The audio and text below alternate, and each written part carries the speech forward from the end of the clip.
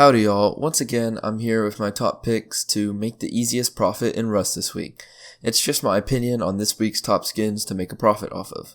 So the Punkish set last week was also continued on, so look forward to the Punkish clothing going up in value.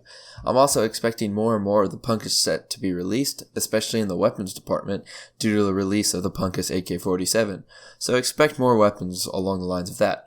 Also, if you want my top picks as fast as possible, make sure you join the Discord, where I announce to everyone as fast as possible my top 3 picks, so y'all can buy and invest as soon as y'all possibly can.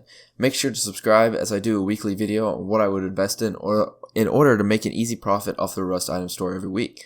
If you have any questions, comments, or suggestions, do not hesitate to let me know, as I will reply to every single one of them. Now, let's hop into my top picks for the week. Alright, so my number 1 pick for the week is definitely going to be the Toxic Sleeping Bag. This is majorly in part due to the glow-in-the-dark toxic symbol on them, if we look in the picture right here.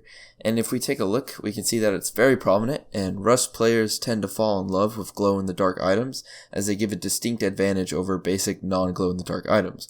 For example, glow sights skyrocket in price due to the hype for a glow sight, which is glow-in-the-dark.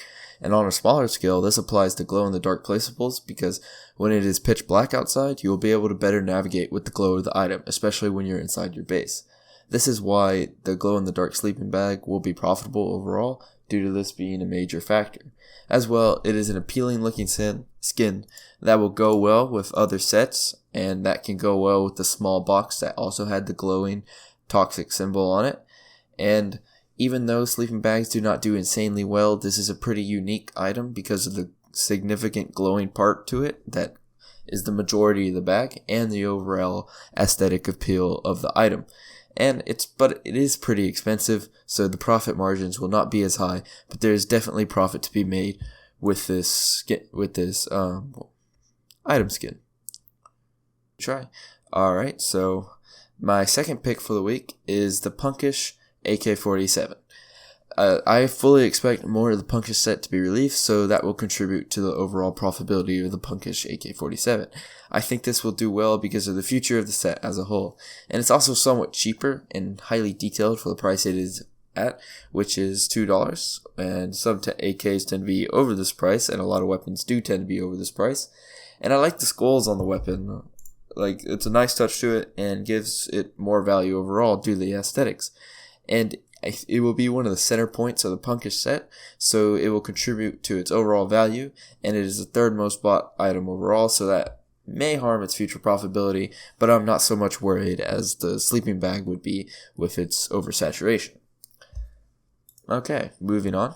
My third pick for the week is definitely the Strange Fury gear. I would invest more heavily into the Fury hatchet because of the trends of hatchets doing better profit-wise than pickaxes. And as compared on the Steam community market, if you take a look at hatchets and pickaxes, you can see that hatchets sell for a higher price overall. And the aesthetics of the Strange Fury are pretty appealing, which will contribute to its profitability as well. And it's also the initial items of the Strange Fury set, so it has potential to increase in value as more and more of the set is released. And, okay, so for the rest of the skins, I do not necessarily hold low opinions on the items, but they still aren't amazing. For example, the Rat King double barrel shotgun is actually a fairly good looking skin, and it is stockless, which could contribute to its profitability due to that somewhat unique trait, but then again, there are a significant amount of shotguns that do not possess the stock on them. And the garage door is pretty basic, but has a military theme on it, so it may be appealing to clans that want to carry around a military connotation about them, but other than that, it is dull and does not carry much value to me overall.